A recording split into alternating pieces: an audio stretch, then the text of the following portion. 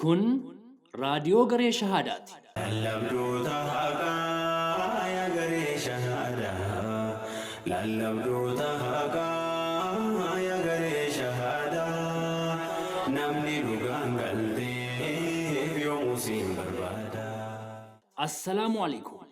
Baga gammaddan, baga gammanne. Isa nuti argaa oollu maal qabaa?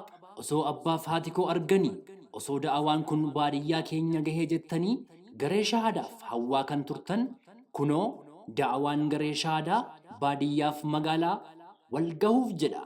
Islaamummaa labsaa, isan beekne barsiisaa, seenaa hedduu kan hojjetan gareen shahaadaa amma kunoo gama raadiyoon as bahuuf jedhu.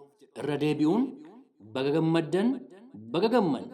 Isinis milkaa'uu karoora kanaaf akkasumas babal'achuu da'awaaf gahee keessan bahaa.